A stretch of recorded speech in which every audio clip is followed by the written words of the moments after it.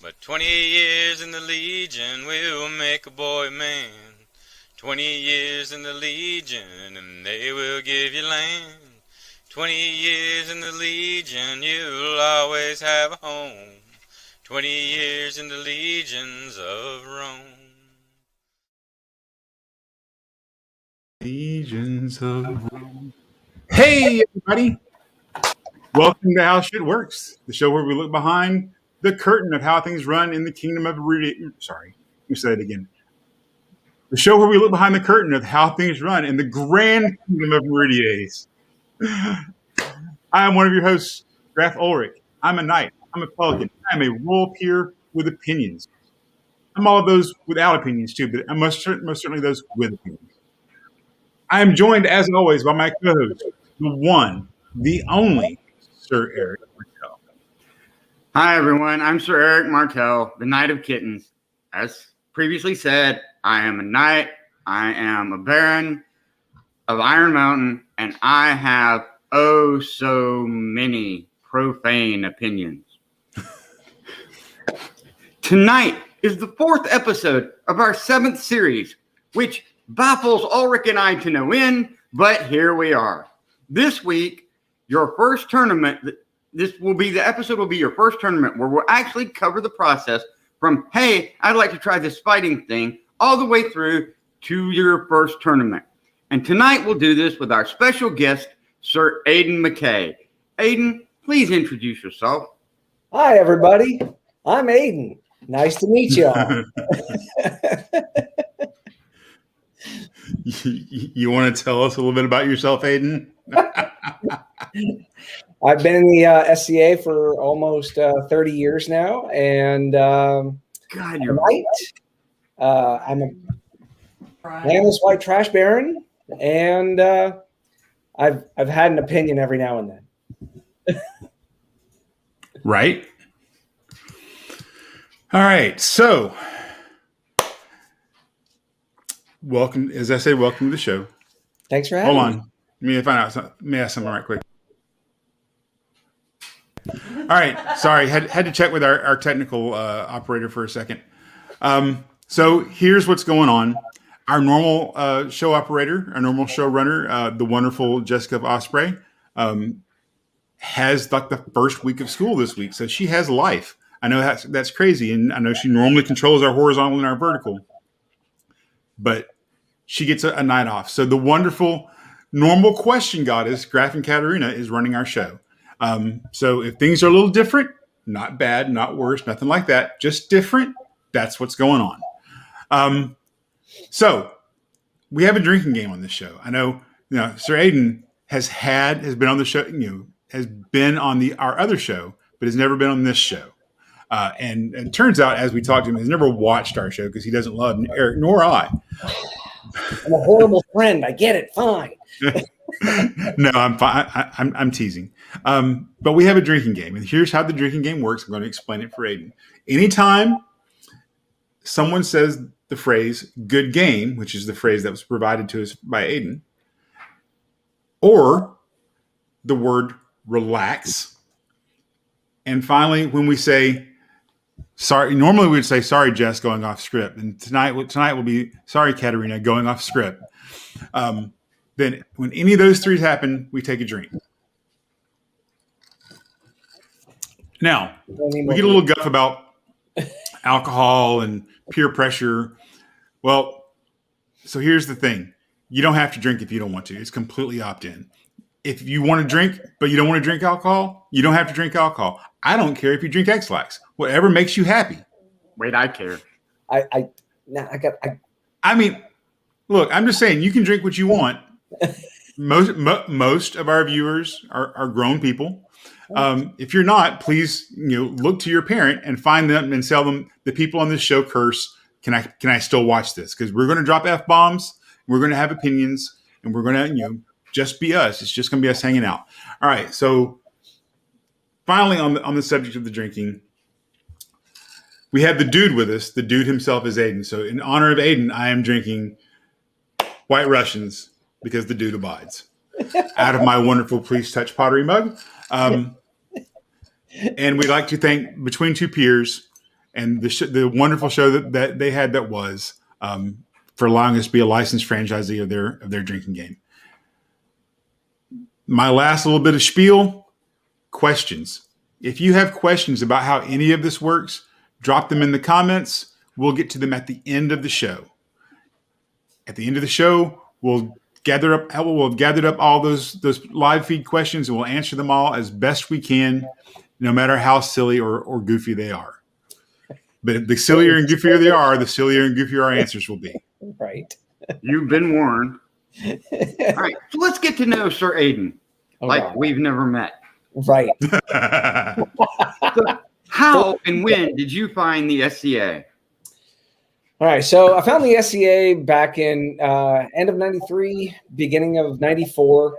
I was in the Army, and I was playing D&D with a couple of Army buddies of mine. You may have heard of one of those Army buddies of mine. His name is Sir Kona, was one of those guys. And at the time, he was just Lord Kona. So we were sitting there playing, and these three guys all looked at me and said, "You want to try this for real?" And I said, "What do you mean for real?" They said, "No, we do this thing." Because we've seen the movie Mazes and Monsters, and that goes poorly. Right. So a couple of weeks later, they end up taking me to a fighter practice, and they show me they all get dressed up in armor, and they all start hitting each other with a stick. And I looked at them all and said, "Y'all are insane. Ain't no way I'm going to let another man hit me with another stick." And Kona then turned to me and said, "It ain't nothing about letting. He's just gonna." So it took me a little while to actually get up in armor. It took me like another week, basically. And they talked me into getting in armor, and I went out there and I started throwing sticks, and I was hooked ever since. I've been hooked ever since. Here we are 28, 29 years later. Well, that's worked out for us. I mean, I'm still here. Absolutely. I haven't gone. This guy. A little later in the show, we'll discuss how I met you at my first tournament. So. Oh, I can't wait. I absolutely remember that one. Well, I mean, it was the start of a good friendship. I didn't know it at the time. You were just, that one guy who came over from Atlanta and came to the tournament and, and hung out and fought. So, here we are years later. Yep. Years later. All right. So you've told us a little bit about your love for fighting, but other than fighting, what's your hook in the SCA? What else keeps you coming back? It's always the people. Every single time, every single day, it's always the people. I have cultivated, luckily enough, I have fallen into absolutely a family. I grew up in Nebraska, joined the Army. Army dropped me here in Georgia, and I never looked back. I didn't want to move back to Nebraska. There was a couple of times I almost did, but I love the people. It's always that. I mean, all my friends, even the ones who don't like hugs. Who could be talking about, Erik? I don't even know. I don't even know. I'll hug your wife. Yeah, my wife is wonderful. Let's just go on record as saying my wife is wonderful. Who was your biggest? I believe all of us can say that about our wives. That's fair. That is fair. That's fair. That we win. Shut it down. Go home. And I will happily say that about both of your wives as well. So absolutely. Who was your biggest influence early in your SCA career? Don't say Gunther. Gunther didn't come along until later on. Kona was the one that got me in the SCA. Absolutely. And if it weren't for him, I definitely wouldn't be here. That is for sure. Kona and I have always just kind of gravitated toward each other, and he's the one who made sure that I was taken care of and made sure that he set a good example for me. whether it was good or bad. He always set a good example. No, That's fair. I mean, examples don't have to be good or bad. They can just be. Right? I'm right here. I tease. I love Coney. He's fantastic. Right. We all do. All right, so you've got your example in the SCA. Now, do you have an SCA hero? And then who are they and why are they your hero? Okay, so I jokingly You can have more than one. I'm always serious when I say this, but I always joke around about it. Right. Yanka is my biggest hero. Every single time. I will say that hands down, Yanka is my biggest hero. Why? Why is she my biggest hero? If you know her, you know why. She is fantastic at everything. She makes everything seem like a breeze. She makes everything that I could do. She makes me look like an amateur every single time. And I am an amateur. But she is absolutely, 4'11" of my hero, my largest hero.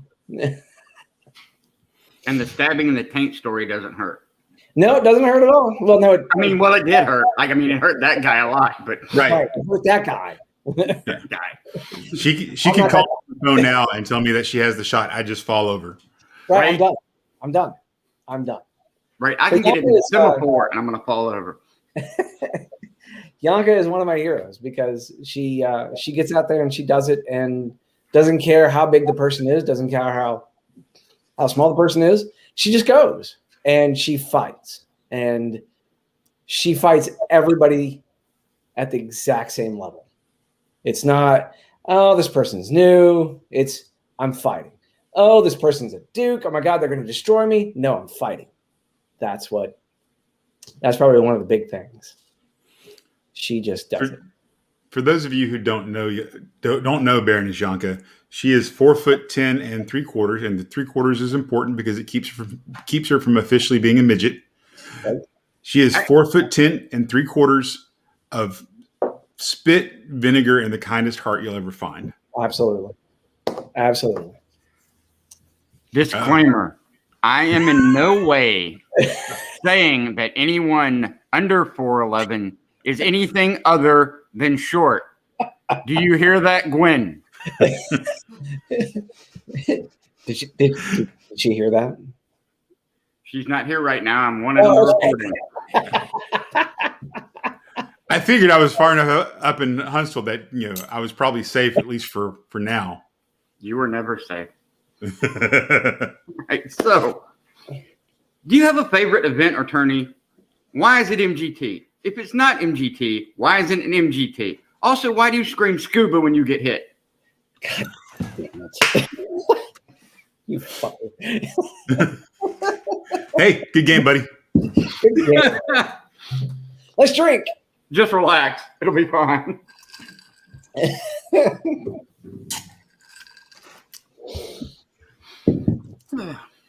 Okay. Favorite event is not MGT. My favorite. I know. An unpopular opinion, but on this show at least. Right, I know. No, it's always been Red Tower. Right. Every time. It's always been Red Tower. I absolutely love that event. I love that tournament. It means a lot to me, not only just because I've had so many times fighting in that tournament. I've had the opportunity to run that tournament a couple of times, and it means a lot to me. It always has. The nostalgia, the history behind it. That's the big thing for me. Was always Red Tower. So yeah. Why isn't it MGT? Unfortunately, MGT is still not Red Tower. That's fair. I'm probably not going to change it. Answer. The standard South Downs answer is I'll like MGT. This from the guy that once qualified to fight in a red tower, which used to require metal body armor. I was there. The first red tower I fought at was the one the week after I got knighted, because I'd always been told that you have to do well at a red tower to get knighted in Meridies. Right. This was a fallacy, by the way. Right. I had scheduled well before I got knighted, because I didn't know. I had scheduled well before to be at Red Tower. So, but as we were there, you were like, I can't fight. And they let you fight because your buttons on your tunic were metal. I had found new and interesting ways to get around that rule. And now I find it hilarious. Now I have metal body armor. Mm-hmm. Well, male, yeah. Well, it used to be, as I understand, and like I said, I don't have a huge history with Red Tower. I've only been to like 3 or 4. But it used to be a thing which you had the requirement of metal body armor, but there was part of the fun of Red Tower was finding a way around the metal body armor requirement. That's exactly what it was. For me, it was, anyways. It was always trying to find that way around it. It was funny, and the thing was it was Duke John. He would sit there and go, Aidan, knights wear metal body armor. And I would sit there, yes, Your Grace. Absolutely they do. I've got metal on my body. What more do you want? Apparently he wanted you to wear metal body armor. Wanted more than just buttons. Fine. Right? Okay. So fighting. We're actually going to get into this whole actual theme of the show now that we've gotten to chat with you and learn a bit about you. So how did you get into fighting, which you've kind of covered already, but how would a new person who just saw it at a demo or just read about it on a card at a game shop or something like that, how would you get into fighting? Pretend you're talking to a new person, which are perfectly welcome to listen to our show, but please understand we're profane. Right. And we're not good examples. That question. And it was, and it's one of those crazy things where seeing it at a demo, you see it there and you go, man, that's really cool. I want to try that out. But at the same time, you have that, I could see where that fear of, but I don't know what to ask. I don't want to sound like a complete jackass. How do I even start this? And the simplest answer is just ask questions. Just sit there and ask a question. Start with a simple one, like how long you been doing this? Or even, hi, my name's Jackass. What's yours? I'm Aidan. Nice to meet you. Just started out with something simple like that. From there, it's going to those, once you see that demo, finding where that practice is and going to that practice and seeing what they're actually doing. Don't jump in with both feet. Just sit there and check out the water, check out the people, and kind of see what's going on. Ask questions is always the best thing. There are definitely people there that can answer questions that are more than willing to help you out and answer them for you. It's a lot of, you got to do some of the footwork on your own kind of thing to find it. Anyone so else? Eric, we discussed a little bit of Aidan, how he got to his first practice, not the actual practice, but how he got to his first practice. How did you get to yours? Well, I had a buddy of mine was in my apartment, and they saw that I had the Silmarillion and the Lord of the Rings up on the bookshelf, and they said, "You like Tolkien?" And I'm like, "Oh yeah, Tolkien rocks." And they're like, "You should come to practice." And I'm like, "What's practice?" And they said, "Well, we put on armor and fight each other." And I said,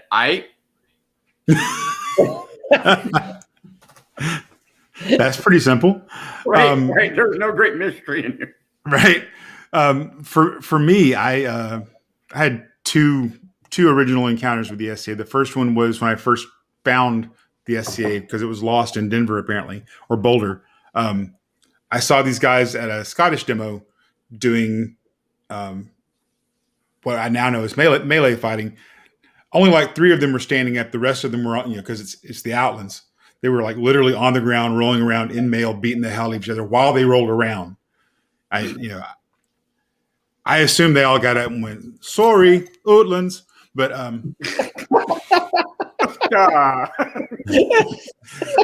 but you jump forward 10 years, and I went to was going to Outback with my fiance at the time, and I think she was my fiance, at least girlfriend, Alice Katerina. And I ran into my friend Jeff, who's now Caspar there, and he was like, "Hey, I'm going to an SCA meeting next week. Do you want to go?" Because we had talked about it before. Or he was going to a demo and then to the meeting, and I said sure, because we'd known each other he ran a game shop. We knew each other from that, so we showed up to. There's a long story about trying to find the actual meeting and not being able to find it because the SCA in 1999 was very difficult to find, apparently. And we've lost Aidan. He'll be back. I have faith. Well, good, because we have a lot of questions left. And otherwise, it's just you and I asking them to each other. Oh, dear God. But so sorry about we went to it's okay. We went to a meeting and then to a demo, or demo and then to a meeting and then to a practice, because that's how I knew Jeff. Very cool. Wait, I'm sorry. I may have missed something by accident. So how did you and Jeff actually know each other before this? So Jeff used to run a game shop, Dr. Bob's Game Shop here in Huntsville. He used to run that, and I actually met Jeff for the first time when he was running a live action vampire game at a convention, and I came in and sort of ruined their game. What? We have hit peak dork here. Oh no! If that's the line you're going after, it gets worse. That's another show, another conversation, though.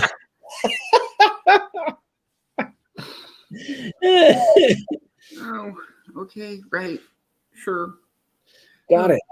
right. Let's go to the next question. Yes, we're already there. So, Okay. if you can remember that far back, Okay. how did your first searching for a practice go? I mean, like, you sort of like got kind of directed that way, right? I kind of fell into it. It really Right. was falling into it. If it weren't for Kona, Banner, and Hack, those 3 J-holes, if it weren't for them, I wouldn't have fallen into it. Those 3 guys. I have a great Hack Gordon story. Remind me to tell you at some point. Okay. I've got. There's a Zoom after the show. Yes. Let's go to that. Wow. I think we all have great Hack Gordon stories. I do not. That's I'm sorry. I'm not. Don't be. But anyways, yeah, if it weren't for those 3 guys directing me and Maria and Cordula and Bobby, those are their wives, they all kind of pretty much grabbed me up and kind of pushed me along in the right direction. If it weren't for them, I probably wouldn't have met most of the people in the SCA, because it all trickles. It all just waterfalls down from there. Right. I met this person because of this person, then because of that person, because of that person. So, anyway. So, once you get to your first practice, let's pretend that we're talking to a newcomer for a second. Okay. Or, just in general, if a newcomer were watching and you had to explain to them, once you get to your first practice, what do you expect to see when you show up? What do I expect to see? People hitting each other. If I get there, I want to see people hitting each other. I want to see it going. I don't want to just see people standing around. I want to see people going at it, right? I mean, I want to see people, swinging sticks and calling good, and me sitting there questioning my life decisions on wanting to come to this. this may not be the best idea in the whole wide world, but hey, screw it, I'm here already, so might as well go. That's the title of your autobiography, isn't it? So is that what you saw when you got to your first practice? I mean, that's literally what I saw. I mean, I saw guys, I saw Mistress Catherine as Squire Catherine fighting for the first time.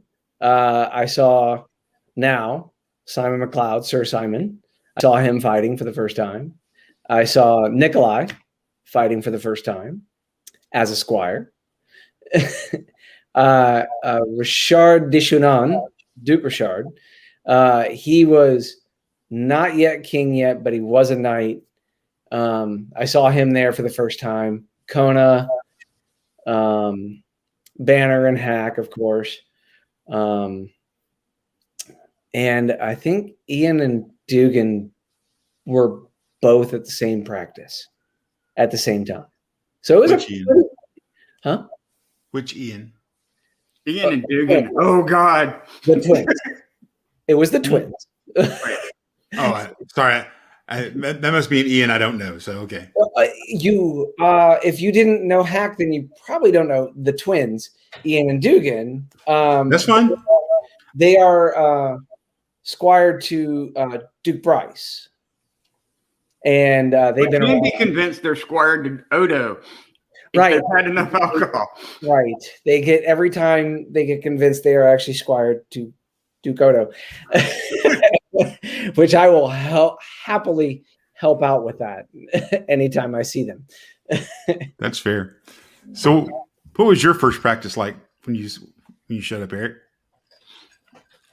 Okay, like participating, because I actually participated in my first practice. Whatever, the first one you went to, how did it go? I showed up. They told me to have a cup, so I got like the old school jock strap, like that we all hated. I show up. They throw me in armor. Now, I feel like I should say to any new people listening that this is not what it is like now. But I got put in armor. A guy with a great sword knocked my soul out of my body. I got back up and said, "This is for me." The people were super friendly. Everybody was out there. They were willing to help. And it looked really, really dangerous. And like I was instantly drawn to it, like whomp. And again, like it's like in the Infinity War when the Ancient One knocks Bruce Banner's soul out of the Hulk. It was kind of like that. But it was a huge adrenaline rush. It was utterly fantastic, and I've loved it ever since. So for me, I showed up at Skinny Ian's house. If you know Ian McPherson, been around for a while.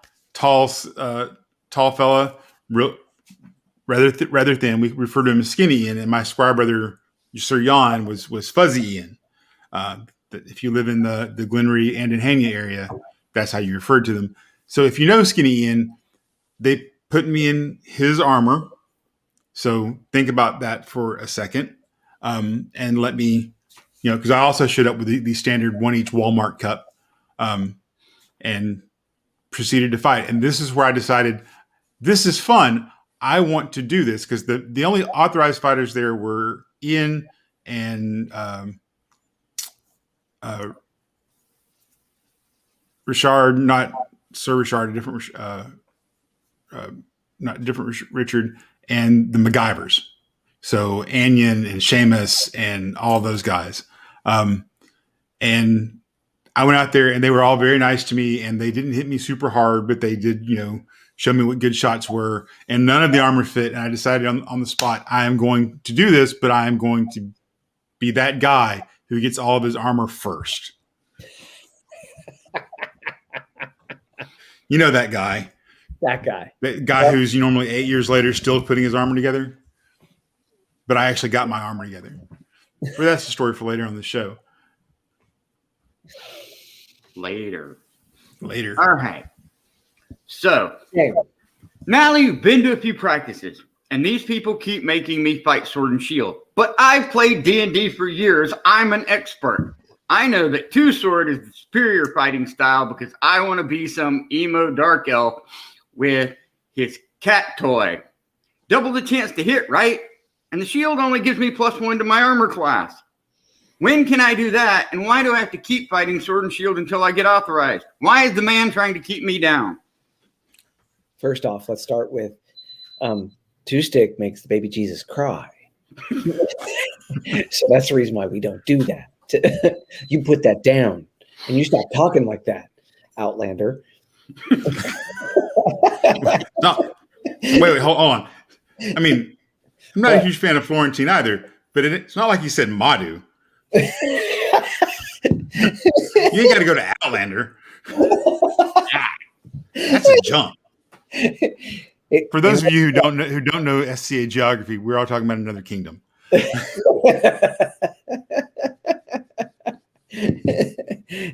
You're not allowed to fight Two Stick until you can figure out how to fight with Sword and Shield. Once you figure out how to fight with Sword and Shield, then you can talk to somebody else about fighting Two Stick.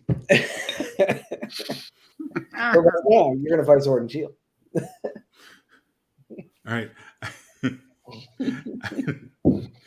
I'm just saying. So I have to admit, when I wrote that question up, I was laughing the entire time because I've had that conversation with, I can't tell you how many new guys, and I've had that conversation had with me when I started early on, that, you know, because clearly this is going to be the new best way of fighting, right? Absolutely. None of these guys are fighting Two Stick.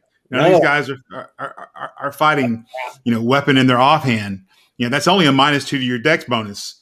You know, so if you're pretty good, you can still get that second shot in. Clearly, you know, when you're new, do you know what fighting Two Stick is? Pain. Fighting Two Stick is pain when you're new. So right quick, I'm going to back up just a second. So if you're a new guy coming to your first practice, what should you bring? Your own pads and your own cup. Everything else, you should be good on. They should be able to, your first practice, they should be able to provide knee protection, elbow protection, neck, head, and kidney. At a bare minimum, they should be able to provide that. Right. But knee pads and elbow pads and a cup, those are all things that you don't want to share with anybody else for so many reasons. Or other personal protection if you are, you know. Right. Sorry. Gendered. Yes. Thank you. Yes. Personal protection. So those are the things that I always tell anybody. And, you know, wear quasi comfortable pants. Yes. Yes. Okay. Sorry. Why? No, it's all good. It's all perfectly fine. It's fine. So relax. I've been doing this for a hot minute now. Right. At what point should I start buying, making, borrowing, stealing my own equipment? And do I have to get as nice equipment? Wow. Do I have to get as nice a kit as these other guys do? You know, that fat guy over there in the white belt, his kit looks really nice. Might call me out. I'm not calling you fat, dumbass. So I always tell anybody, you know, if you can afford it, start buying your own stuff now. You know, if you're able to, as soon as you can, as soon as you're able to, start buying your own stuff now. For a various amounts of reasons. The biggest one is if you buy it to fit you, it's going to feel better on you. Granted, this thing that we do is completely uncomfortable. It is. There is no comfort about it. Wearing a 12 to 15 pound helmet on your head. I don't know. It was a rough guess. I've seen him as heavy as, I think mine right now is around 10. Yeah. 7 to 10 probably. My Crusader. Yeah. But my Bassinet is around 12.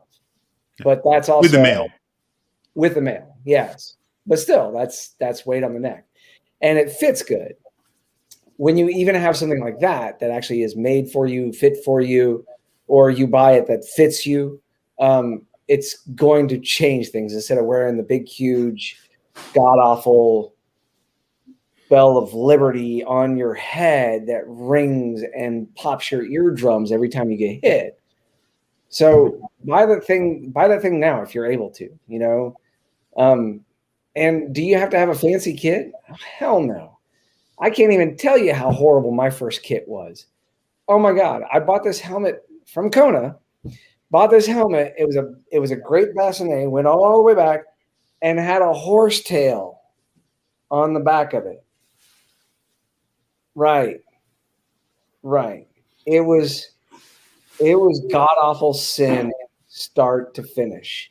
My first body armor was this denim brigandine with leather sewn into it that, as a matter of fact, is still in use at Owl's Nest Fighter Practice today. And I bought that also from Kona. I was like, I couldn't believe that it was still in circulation, for God's sakes. But the thing is, you know, going from, you know, I'm going to fighter practice on a regular basis. I'm getting a little bit better. Do I need to have the fanciest kit in the whole wide world? Hell no. But do you need to have your own stuff? Start thinking about what that is, you know, what that stuff is. Do I want to have, you know, where do I want to guide that to, or where do I want to spend that money? Mine was $100 to get me on the field as soon as possible. That's all I thought about. Get me on the field as soon as possible. I'll figure out the rest of it later on. Next thing you know, I built my own helmet. And then I bought my first helmet, my real helmet. That was the bassinet that I fought with for the longest time. And it was just one of those things where, you know, you just take your time and you build what you want to do. You want to do 14th century, you want to do Roman, you want to do Crusader, you know, whatever you want to do. Take your time and actually do the research and build towards it. You don't have to buy everything all at once. Erik, what was your first kit like? Oh, dear God. I think I have pictures of that. Actually, we don't. We should have done pictures. Kit. My first kit was an actual weightlifting belt. And I do have pictures of the helmet. It is a roundish, blackish thing with some bars that's somewhat approximated where a human eye would sit. A human eye, not both human eyes. It was so cyclopean. Yes. It was think early period Kenneth. Wow. That is amazing. So Aidan may actually remember my first kit. I had so like I said, I was that guy that was going to get all his own gear before he ever started this stuff. Well, my first event was Gulf Wash. So we showed up on the Thursday when all the, literally 20 minutes, an hour, or I want to say 20 minutes, but it may have been like an hour, but not longer than an hour after they closed the war. It was raining so hard. So we showed up to Troll. They were like, yeah, here's your, here's your little token. Go on in. We don't care. So do what you want. The cool part was all these merchants were packing up, right? People were bailing on the event. So a lot of them were like, people were leaving left and right. They were like, we're not going to sell anything. I don't want to haul this stuff back home with us. So we found sales all over the place. And I bought an Alan Baldry helmet. I bought stuff from Cold Steel Armory. I bought an Ice Falcon breastplate because I didn't know any better. So I had this hodgepodge of what I call D&D armor. I had a Cherbourg breastplate. I had leather arms with metal elbows. I had a 11th century Alan Baldry Norman conical with perforated steel faceplate. Before they were the whole faceplate, the whole thing was just perforated steel, 14 gauge. That caused me a lot of problems. And then I had Alan Baldry legs. It was all effed up, but it all worked. I had stainless steel shoulder armor with the horrible crisscross stuff. Yeah, it was. Yes. It was fantastic if you don't know anything about the SCA fighting. Yes. It was miles better than what I was fighting in my first armor. It will also get you beat up because people think that you're better than you are. Because we do totally judge people that we don't know off of the armor that they're wearing. That is correct. Fancy armor. They got some fancy armor on. Oh my God. They must be really good. That just hurts. Yeah. Never out armor your skill. Like that should be like an unspoken rule to tell people. Never out armor your skill.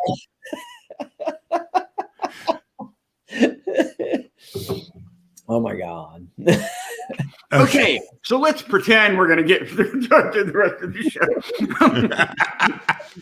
so imagine you're pretty sure that you're a new person, but you've got a handle on this fighting thing, and I've certainly got this sword and shield thing down pat. When do you know you're ready to authorize? Well, during this month, I've been doing really good at my fighter practice. We're laughing, but we were all that guy. Right. No, I get it. I was the guy like 2 days ago. I think I'm ready to authorize. I think I can do this. I got my own stuff. I've been doing all right. Let's go authorize. So what did I expect? I walked out there at Fool's War. No, it wasn't Fool's War. It was an event or something. And I can't tell you how horrible that fighting felt for that authorization, for that first authorization ever. It was like the worst feeling in the whole wide world. Going out there and having someone actively look at how you're fighting to make sure you're not only safe for you, but safe for everybody else. And it felt completely awkward. And it just reminded me of taking those tests in high school. For me, it gave me that anxiety. Now, later on, you sit there and go, God, what did I even get anxious about? This is just fighting. I'm just out here fighting. But you're trying to prove to somebody that you're safe enough to fight. And it can be a very anxious point. At least it was for me. I don't know about y'all. But it was this horrible fighting. And I think I even flubbed up at one point. Okay, if you get hit, you got to fall down. I got hit. I called good. Aidan fall down. Or at the time it was Donick. Donick fell down. And I had to fall down. So it was I don't know about you guys, but it was kind of stressy for me, trying to prove myself that I can actually do this safely. What was your authorization like, Erik? Mine was just me getting the crap kicked out of me. But apparently I handled everything pretty quickly. I expected it to be like that too. That was sort of like my universal experience early on. And so I wasn't anxious because I expected to do poorly because I'd done poorly in everything that I had done so far. But I wasn't a danger to me, hopefully, and I wasn't a danger to anyone else. So they as someone said to me, you can be terrible as long as you're safe. Right. That is the big thing. I mean, that's the big thing that, all new fighters need to remember is, that they need to be safe, not only for themselves, but for their opponents, and mainly for their opponents. And then secondly, for them, you don't want to sit there and go out there and swinging for the cheap seats and end up, hurting somebody. You don't actually want to do that. I mean, granted, the game we play is potentially somebody's going to get hurt, but at the same time, you don't want to intentionally hurt someone. So I had 3 authorization fights. Not that I failed any of them, just that no one ever had any freaking paperwork when I did them. Oh my God. So my first authorization fight was Bryce. It was at a May tourney. Bryce was running the fighting, and I fought.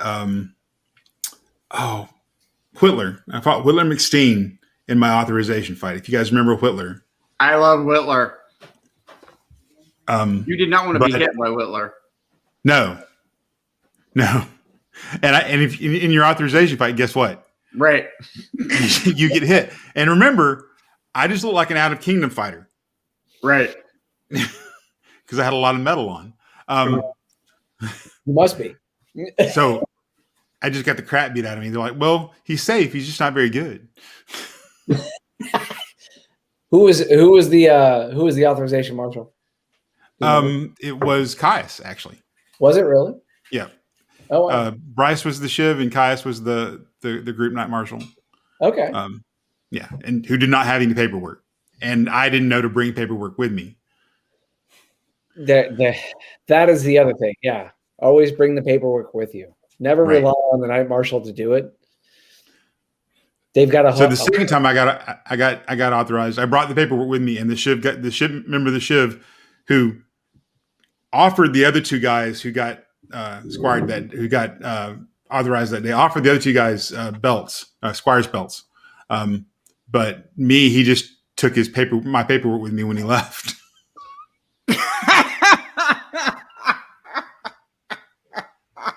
I mean, he authorized me, said it was fine.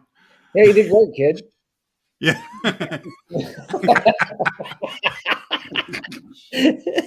Where's the round-headed kid? I need to give him his paperwork. Who is this kid? Who is that shit? Who is that shit? It was John the Pursuer. Wow. Sir John the Pursuer. Wow. There's an old school throwback for you. Right? No, seriously. Oh my God. I can't even tell you the last time I heard that name. Holy crap. Anyway. All right. Where are we, Eric? Where's the equipment? Get the equipment. Get the equipment. All right. I'm in Georgia. So they tell me I'm probably ready to authorize, but now I have to have my own equipment to authorize. How do I get that equipment? And what all do I need to have? At a bare minimum, you have to have knee protection, elbow protection, groin protection, neck protection, head protection, kidney protection. At a minimum, that's what you have to have. That is not, and hand. Sorry, my bad. And hand protection. That is clothing. not what I would suggest, but that's a minimum what you have to have. How you get it? I don't know. I found new and inventive ways to, come up with some pretty crappy armor when I first started. Hey, this looks like it'll protect my hand. It won't. It won't. No. That won't work. Why not? It doesn't actually protect your hand. Oh. All right. So I think we actually answered your next question, Eric. So if you want to take my first practice question, you can have that one. Oh, wait, hell, I don't even know where we're at. I'm gonna pick one. I'm still here. Pick one. It doesn't matter. You're about to do your authorization fight. What advice do you have for that person? Like, take a breath, relax.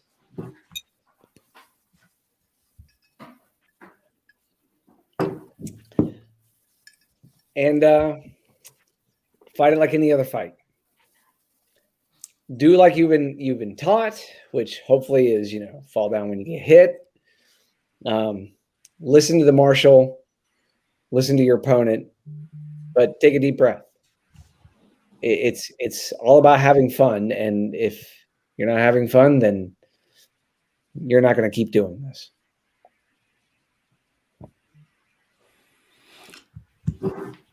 So my other advice before that, read the bloody rules. Oh, the rules questions. yes, Dad, we'll read the rules. What? I got to read rules? You guys are expecting me to read shit? Yes, read the bloody rules. I'm not going to read rules. Stupid. Right. They're made of rules. I know, right? Look, there's only 9 rules to the list. Usually, if you can answer 3 of them, you're doing better than most people. So, all right. So we're at my first practice after my authorization. Will anything be different for me than it was before I got authorized? I wouldn't say anything. No. The fighters, usually the fighting communities, I have found fighting communities to be pretty even teal. You know, just because you got authorized doesn't mean you've reached that next. Wow, words are hard tonight. Just because you've gotten authorized, relax, man. It's fine. Yeah, relax.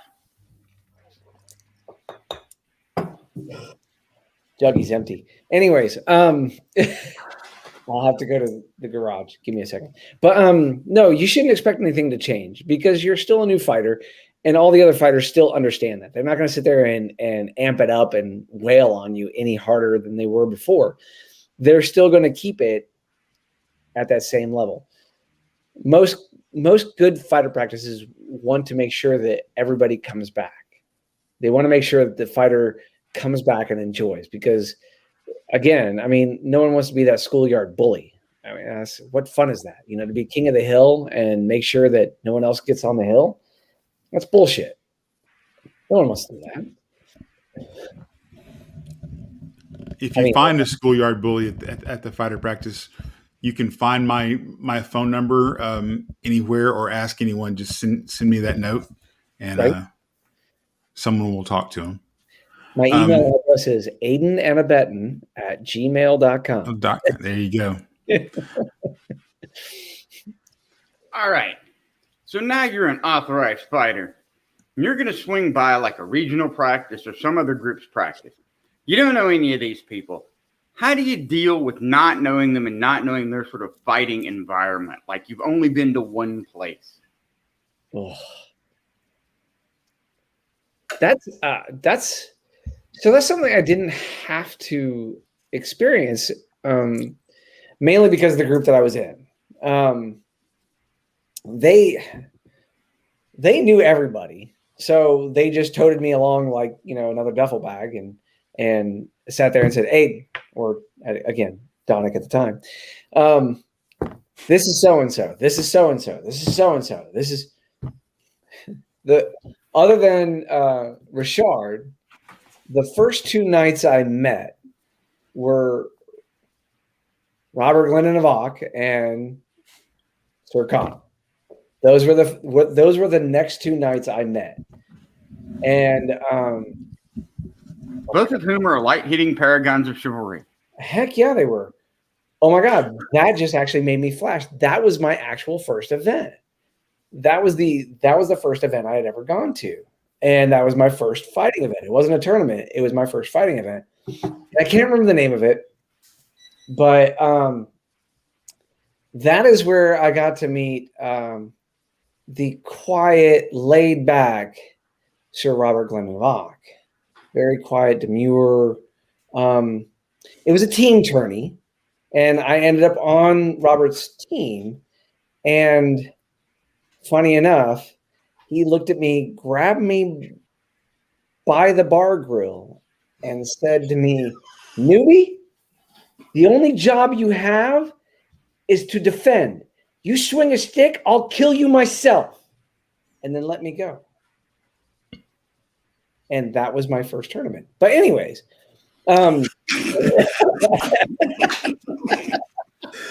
Oh, I love the Robert Glendenavach stories. The old Robert Glendenavach stories. He's much kinder and gentler now. Yes. Yes. But yeah, I lost track of where we were. So but what I was saying was going to that.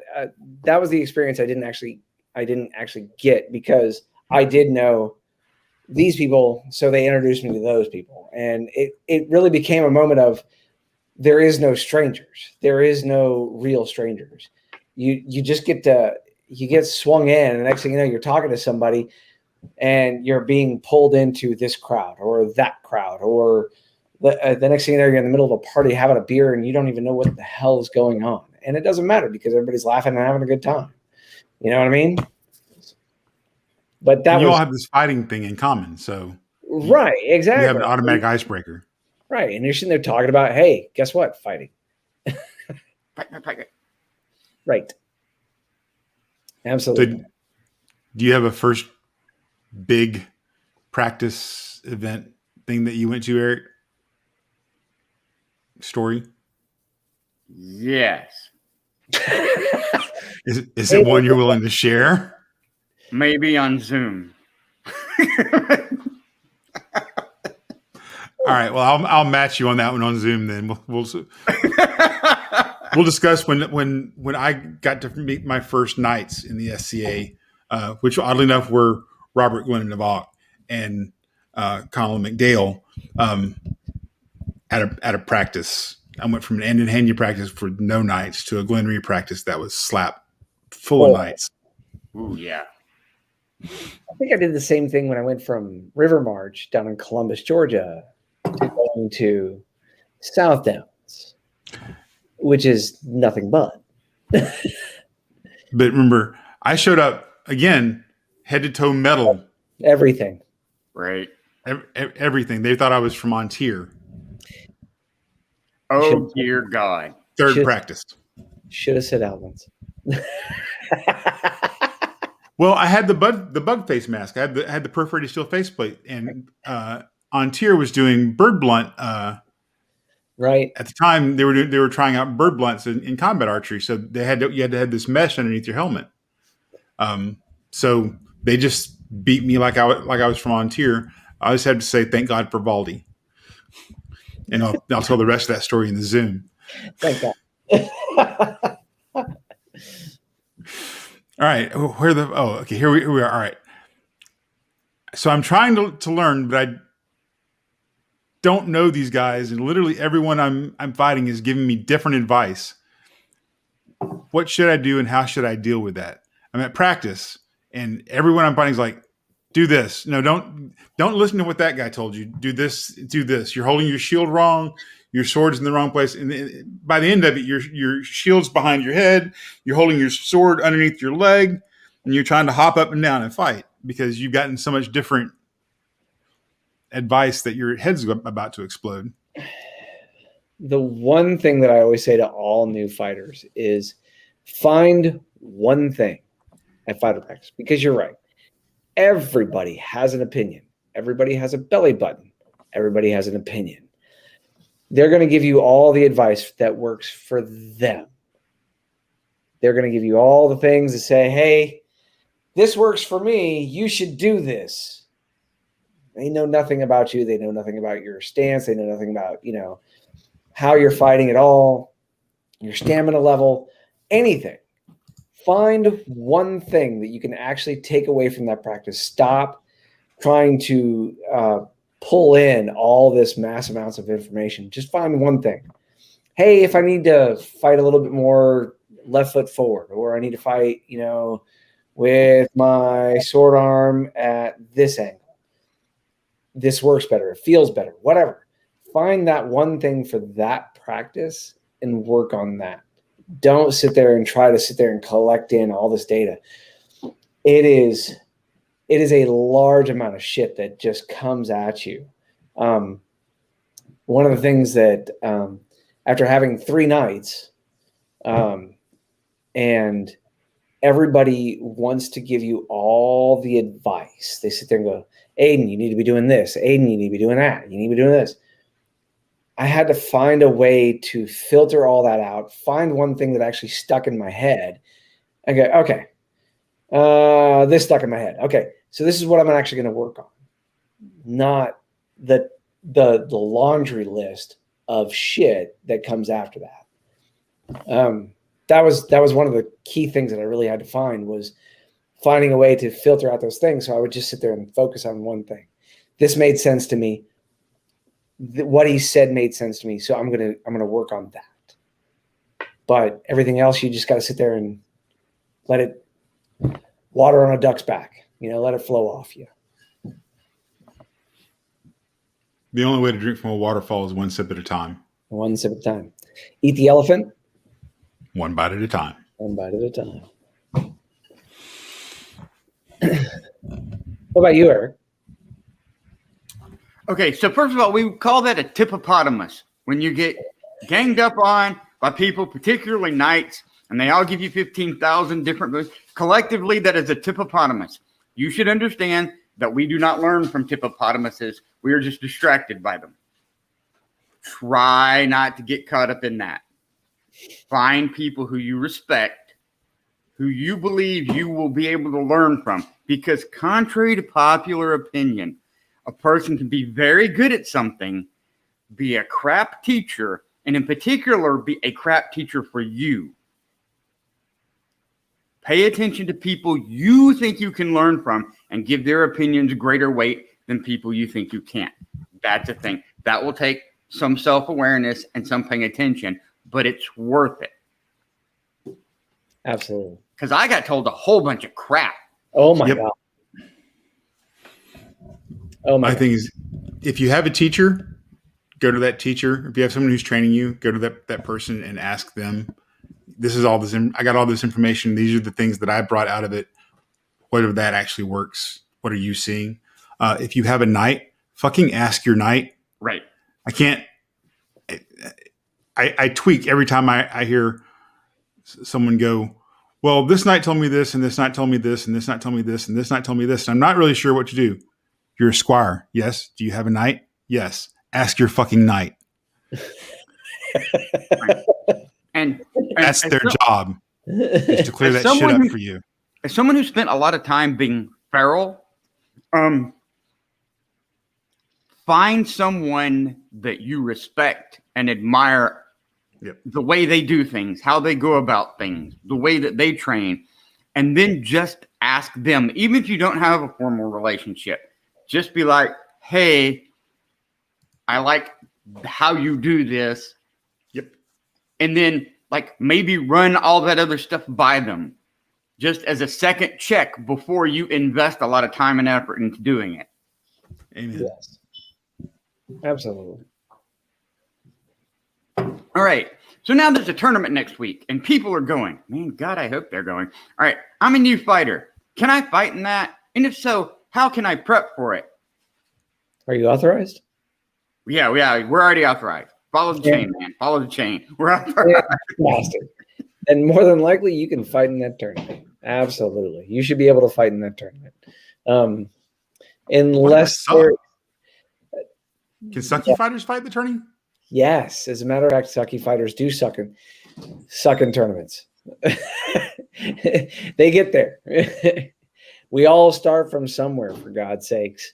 I don't even know how long it took me to get out of the whole, 2 and out in tournaments. I have no idea. What does that mean? 2 and out means that in a normal double elimination tournament, that you lose twice, you're out. You have 2 fights, you lose both those fights, you're out. You're already gone. That's what that means. You get 2 fights, you're done. But I don't even know how long it took me to even get anywhere near out of that slump. Yeah, no, I got nothing. But yes, sucky fighters can fight in tournaments. They can fight in anything. As long as you're authorized and as long as there is no safety questions about your fighting ability, you can fight. Please go fight. Oh my God, fight. Have fun. All right, so it's the day of the tournament, and all these fighters are around, and they're pretty kids, and they're red belts, and they're white belts, and I just don't feel like I fit in. I mean, at your first tournament, my first tournament, I didn't feel like I fit in. Yeah. I got very lucky that I had, I met a knight the night before who was, just kind of walked me through everything. I got rather unlucky that I drew him in the first round of the tournament, but Buen trabajo.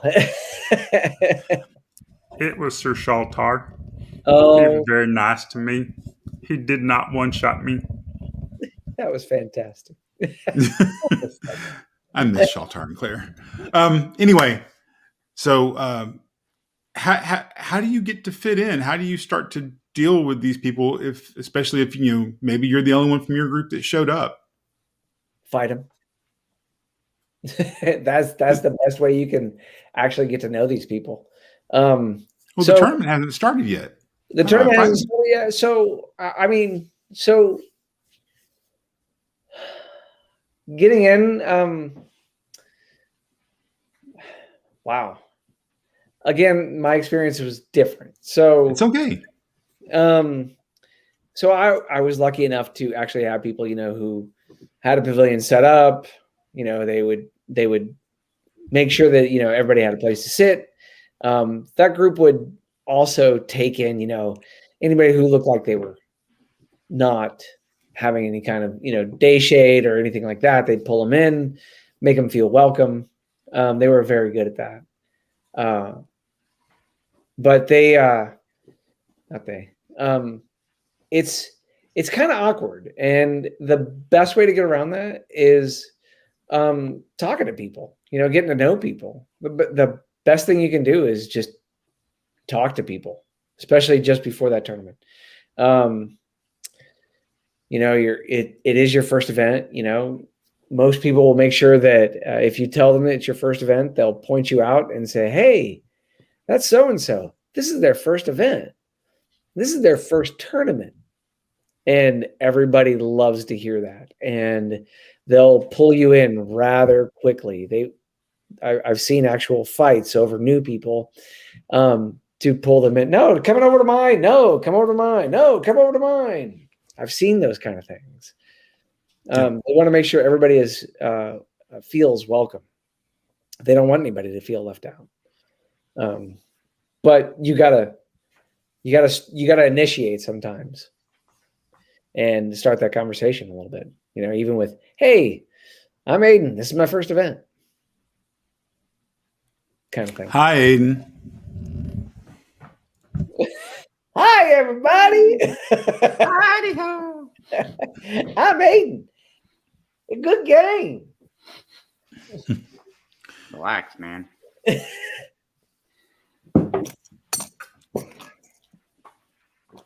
Oh, went to a backup. So if this is your first event, like if you're new and you're actually listening to this, and it's probably a bunch of old dudes that are listening to this who fought about 10,000 times. But if you're actually new and you've never fought before, and you are planning on going to your first tourney, take a minute and look around. Look around and soak it all in, because at the end of the day, we've been joking and talking shit a lot. Right. But this is what you've been dreaming about since you were 6 years old, and you picked up a trash can and a stick. Yardstick. And you're never going to get that back. This is your first one. So soak it in. You're going to do terrible because you are terrible. We're all terrible when we're new. You're no different than anybody else. So enjoy the experience. Unless you're Caspar and you go 3-2 in your first tournament. I hate Caspar. I don't even like him. And his tall. Left-handedness. Don't even like him. He doesn't fight left-handed. Shut up, I don't care. Right. This is about what we don't like. Right. And our next show, folks, will be the things we don't like about you, Caspar. Can I be on that one? Man. Okay. Now back to the show, or whatever this is. Whatever this is right now. So, what kind of tournaments are there? What's your favorite type of tournament? Oh, favorite type of tournament.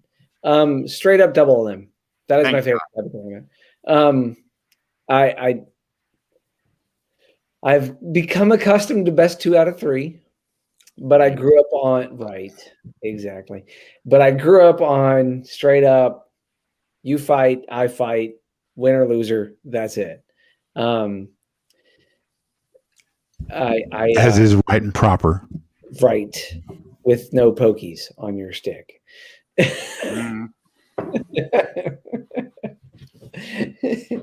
I suck. I need the help. Tool of the week. Anyways. The noble edge. Noble edge. Always. The other types of tournaments, there are plenty. There are melee tournaments. There are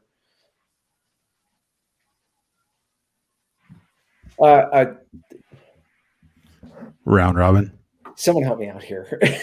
You got a phone a friend? Weird weapons. Weird weapons. Who even? What? Why would you suggest that? That's like I didn't saying, suggest it. It exists. What's your favorite? What's your favorite tournament, Eric? MGT. But I mean, Your favorite style of tournament. Okay, standard double LM, like Aidan, because Aidan is oddly completely correct here. Wait, what? You were completely correct here. Let me go get Gia real quick. Yeah, it's enjoyable, but it also gives that person who catches lightning in a bottle and who maybe for a day is better than they're ever going to be. And they can ride that. And then for the rest of their life, they're going to have that memory. And I think that's what makes it the best one for me, is watching that person who maybe isn't a great fighter at the end of the day, but 4, 5, 6 fights, then they were great. And it's awesome to see. That was pretty deep there, Eric. Oh, that was good. So if it's a crown list, I'm with you. It's standard double elimination. But if I'm just going, if it's not about the show, if it's just about me and I'm just going to go to a tournament and I want to fight all day, I want a pool tournament. I want a pool tournament. Right. Yes, absolutely. I want like Candlemas, where you fight in a pool, which is a pool tourney. For those who don't know, are just small round robin tourneys, and then the top X amount of fighters from each pool advance to the next. And I don't mean like one where like just the top person from each pool advances. I want a pool tourney where like you've got 8 people and 6 of them advance from each round, and you do that for like the first 2 or 3 rounds, and then you drop down to like the top 2 until you get the final 8. And then you have a standard double elimination tourney with the final 8. That's like men here. Candlemas, men here. The men here. The summer tourney that Rising Stone hosts are both based off the Candlemas format, which is that. If it's just about the fighting, that's what I'm for. Right. But if it's about the pageantry and the show and the catching lightning in a bottle, then absolutely the standard double elimination tournament is it for me. For people's reference, the last midsummer that Rising Stone had, both Ulrich and I were at. Both Ulrich and I were fortunate enough to make it into the final 8. And I fought 63 fights to get to the final 8. Yep. Damn. So you will get a lot of fighting. Fill of fighting. Damn. Yep. That's a lot. If you've never been to a Candlemas in the mid realm and you're just in for the fighting, right? Right. This isn't show. This isn't, this is just about the fighting and getting your stick on. Candlemas is the best tournament for the money. Now, if you want show and you want pageantry and you want the full medieval experience, then MGT is your option, your big option in Meridiers. I understand it used to be Red Tower, but that time's passed. But I still like teasing. Anybody can win that now, right? So we're all agreed that Wheel of Doom tourneys are the devil, right? The devil. They are the devil. They can be funny and silly, but they are the devil. Deeble. All right. So your first tournament is now over. You fought, you won, you lost, you had a good time. What is there for the rest of the day? What do you do? For me, it was getting involved with all the people around, whether helping out, tear down things, or putting a little bit of elbow grease to help people out, or just getting to know people. The people I was introduced to, it was sitting around and listening to their stories, or even talking to them, or just having an adult beverage with them, but there's plenty of other things to do. The events, the fun thing about a lot of the SCA events is there is a lot more going on than just the fighting at those events. There is always, there's feast coming up, getting prepped up for feast. There is usually some sort of A&S display that's going on. Somewhere display classes, something. There's usually something else going on that doesn't revolve, or I know, God forbid, that doesn't revolve around the fighting field. It's always happening at most events. Also, there's pickups And great pickup fighting. There is pickups. But you are correct. All that other stuff was also correct. But that will all happen after the pickups. Let us be clear. Or I tease that all that stuff is actually super important, and it's a great way to get to know people who aren't fighters. But if you want to get to know your fighting community, the pickup field is where that happens. Whether you're fighting or standing around watching fighting and talking about fighting, right. But absolutely, you should do the other things. Those things are important. They make our game well rounded. They make us well rounded. They make the SCA for what it is. Yeah, absolutely. Absolutely. And a thing I think is important to note, that by doing these pickups after tourneys, like Graf Ulrich said, you will learn a lot about people. There are very few things that will tell you the measure of a person more than how they fight and their behavior on the field and the way they act and the chivalry they do or do not display. And that's just the truth of the matter. You are what you do. And it's pretty obvious who people are if you fight them enough. Yep. I've always said that, how do you get to know another fighter is by fighting them. Yep. And it's not just their fighting style, their fighting technique. I'm not talking about that part of it. It's who they are as a person. Some of my most meaningful fights have been with people that I care the most about. And we're out there, basically, I mean, if you break it down to brass tacks, we're intending harm on each other. We are wanting to win a fight, but we aren't wanting to win it at all costs. And there's that give and take, that push and pull.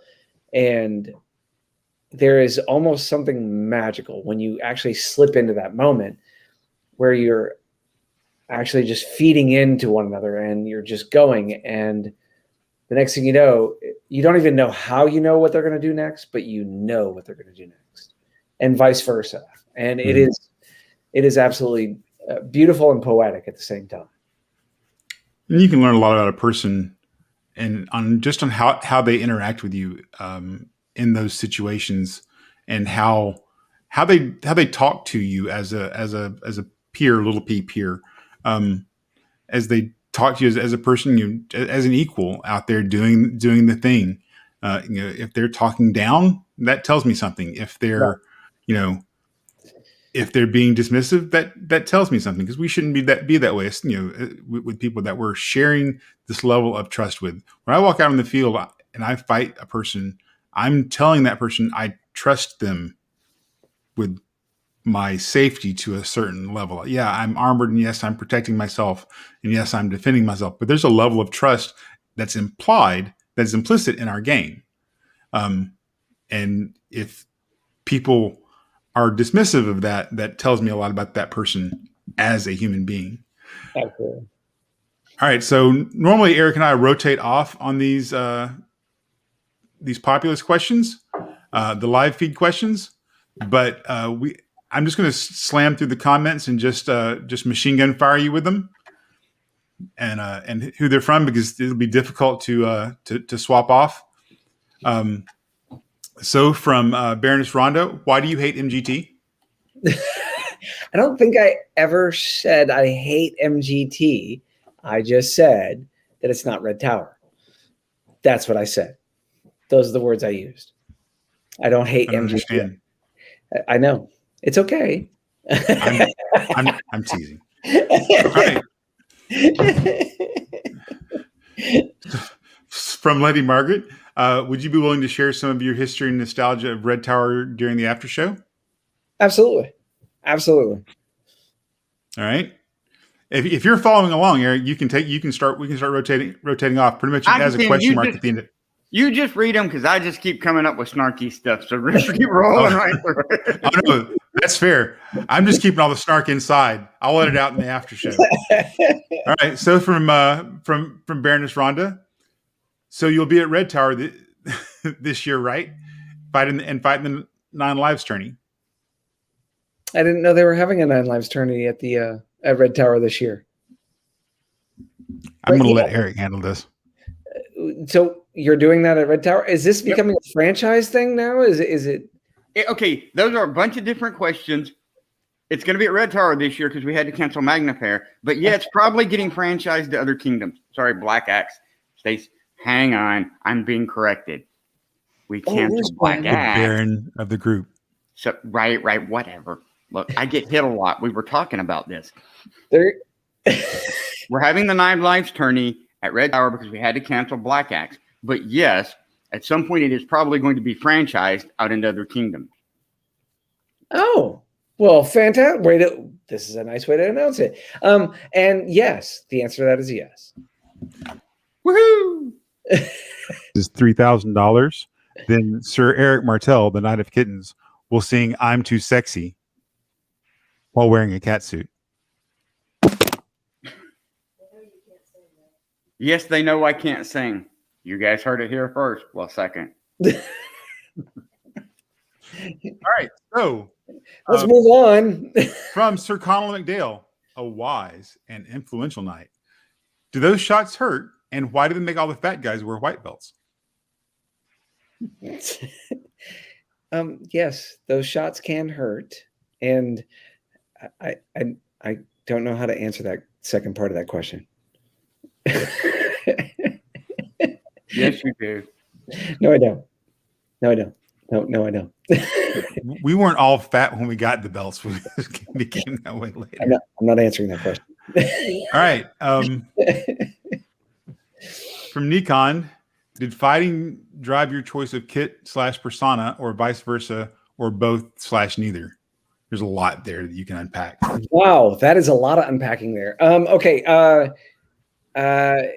Actually, yes. Okay, so my first night, Sir Malachi saw me fight with a center grip round, and he ripped it out of my hand and threw it and said, "You're not fighting with that anymore." And that's when he started making me fight with a heater. No shit. So armor, go home. Right. So he literally threw the center grip round out of my hand. Said, "You're not fighting with that anymore."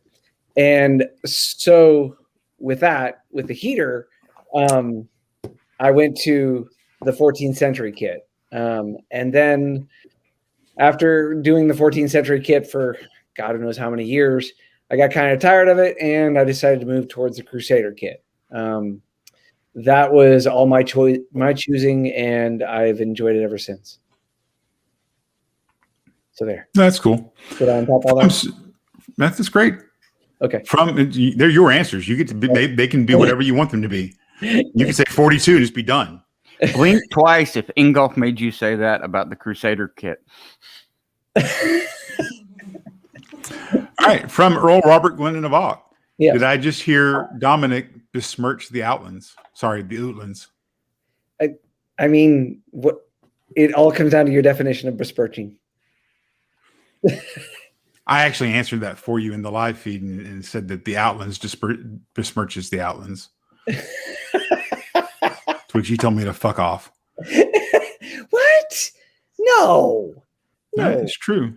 All right. I'm trying to see if there's any more questions in here. Noble Edge does sound like a porn star, though. It does, actually. I like that one. Anyway. It's going to become my new gaming handle is Noble Edge. Gaming. Is that what we're calling it today? All right, so we're actually only 10-ish minutes behind schedule, so that's fine. We're actually doing good. Believe it or not, we used to do these shows with 2 guests, and when we did it with 2 guests, we actually finished on time. I think since we've gone to 1 guest, we haven't finished on time yet. Exactly. We just sort of wander off. Especially without Katerina to keep us on our schedule. We're like 10 minutes into weird statements. All right. So last chance. Is there anything that you want to cover before we go? Basically anything that we missed or any topic or information that you want to get out there? The one big thing I want to tell every new fighter is just have fun. That's what this is all about. Find your fun in this and do that. You know, yes, we joke a lot about Madus and two-sticking and all those other weird weapon styles like, two-handed pole axes. I understand, but it's all about what you find is fun. Do that, and find the joy in that. And just know that with any new fighting style, whether it's, sword and shield or two-stick or whatever, there is a learning curve that goes along with it. Just go with it. Have fun. Erik, you got anything to add? Just really more of that. This is an experience for you. This is the thing you're investing your time and effort into, and it's got to make you happy. And because you're going to struggle at it at times. If you want to be better, you will struggle. No matter what you're trying to get better at, there are going to be times it's going to be hard. And you need to remember that you're doing this for fun and that the progress that you do or don't make are just going to be a byproduct of how much that you love it. Keep that joy of what you're doing first and foremost, and everything else will follow to a degree. And I'm going to glom on to both of those there's a lot of content out there, Coach's Corner and a few other places that are giving fantastic advice on how to get good at this sport. And they will tell you that winning is fun, and they are correct. Winning is fun, but it's also okay to just do the portion that you enjoy for what you enjoy.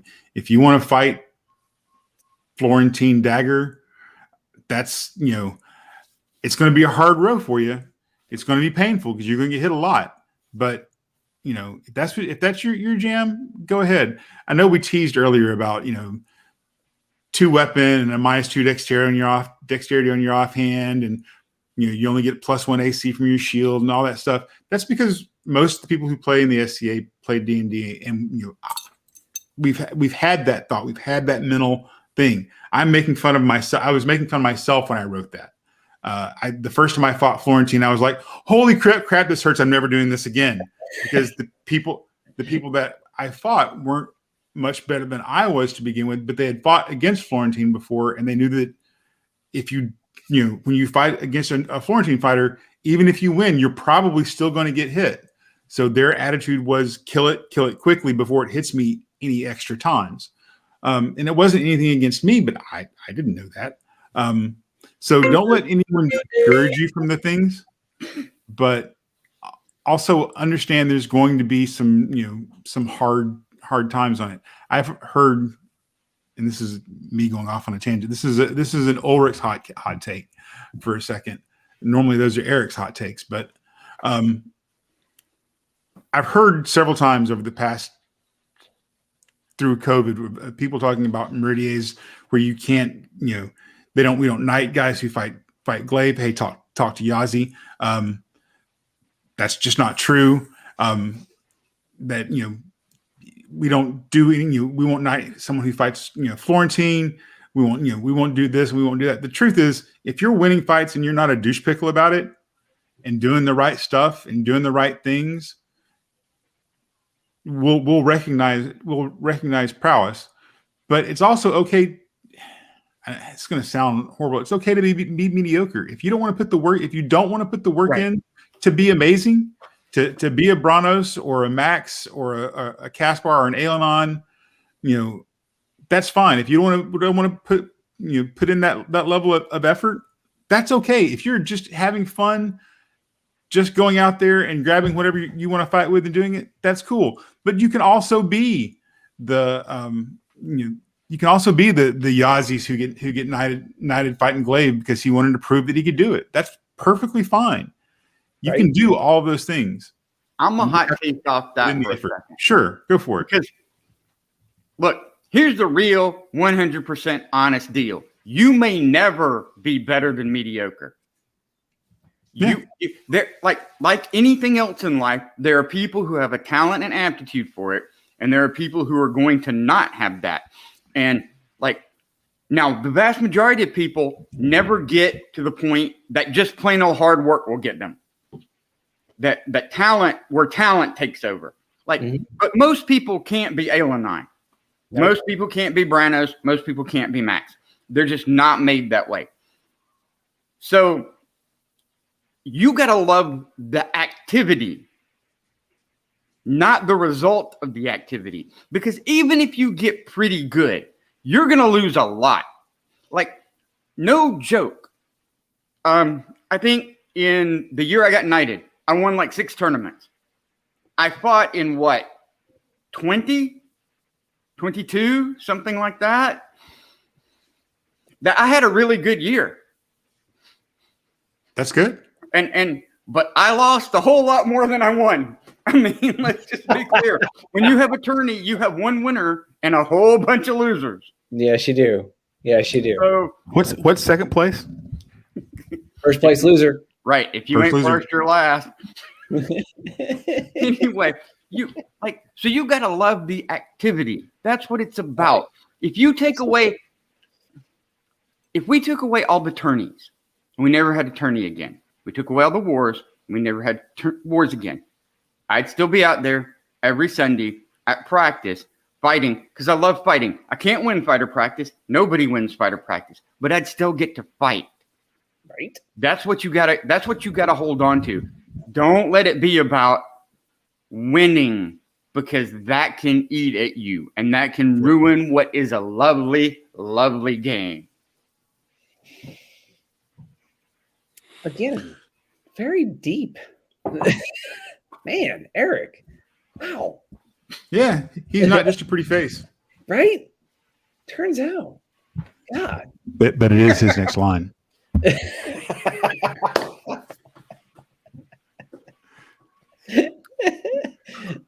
right, Erik's done. He's tapping out. Are we done now? Is this what this is?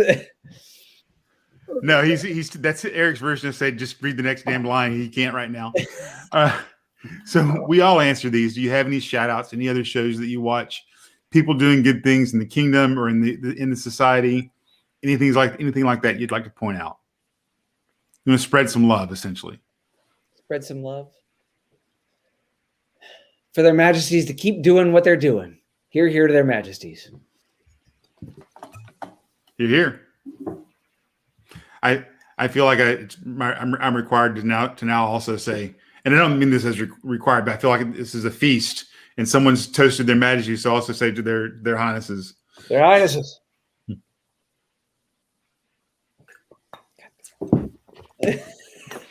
You got any shout outs there, Erik? So actually I do, but I want to say thanks to all the people in the kingdom who are keeping their heads down and trying to make the best of a really bad situation, who are stopping before they speak and thinking about if what they say is going to make things better or if it's going to make things worse, if it's going to be constructive or destructive, if it's going to help or it's going to hurt. And I know that's hard sometimes, particularly on social media, where we have instantaneous response to whatever has irritated us. But for those of you, and that's most of you, and I'd like to point that out when sometimes we sort of get a little discouraged about some knuckleheads running around causing grief. It's the vast majority of people who've done their very best in a really, really stressful situation to try to be helpful to the rest of the kingdom and to keep things going until the time when maybe we're all past the limitations that we have. Like, to quote the old commercial, this bud's for you. Here.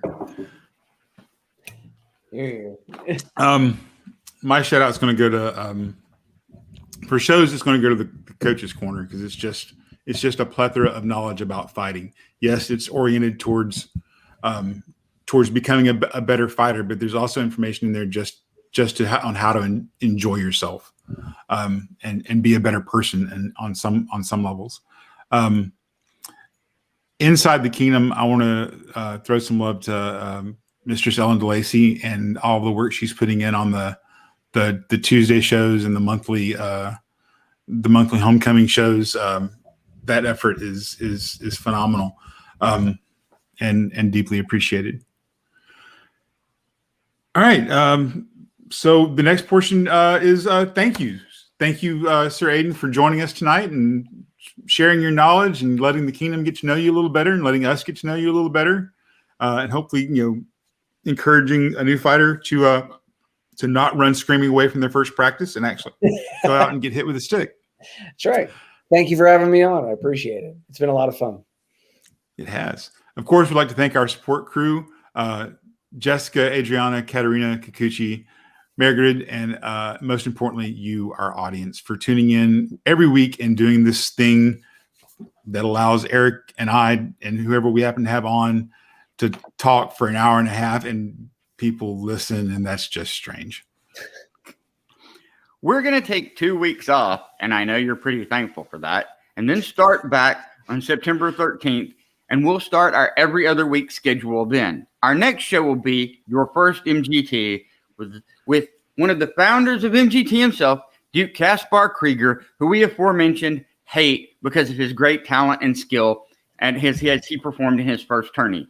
So please tune in. All shows 6 p.m. Central Standard Time. All right. So if you're watching the replay on YouTube or live on YouTube for that matter, don't forget to like, subscribe, and smash that notifications button. They'll be down here. There we go. If you're watching on Facebook, smash the like and follow button up here. Help the analytics, help get our show some love. Finally, if you're watching live, God bless you. Give us about 5 minutes for a break, and then feel free to join us on Zoom for the after show, where we might discuss horror stories from our and others' early tournaments, and some of them are terrible. Watch the live feed comments on Facebook for the link. We'll hang out and chat for about a half hour after the show, and Graf and Katerina will post it now. Actually, it'll be a couple of seconds after now because she's actually running the show. Right. All right. So here's the last weird thing that we're gonna hawk our merch. We have merch, and this is weird, but we have merchandise. You can find T-shirts and leggings and stickers and buttons and a blanket, mugs and weird and a blanket. So it's out there. Go buy some or not. You're responsible adults mostly. All right. If you want to be wrapped up in Ulrich and Erik, get yourself a blanket. All right. The guy would like be hugged. I don't even understand that statement. All right. So the blanket's a different thing. If you want the blanket, send me a message. I'll send you the link. It's not on that page. All right. It's on the special page. There is a special page. It's on the secret menu. Night, everybody. Night, everybody. And if I die in battle, tomorrow I'll be home, though it's 70 days march to there from Rome. But a soul travels swiftly on the night wind, and if I die in battle, I'll be home again.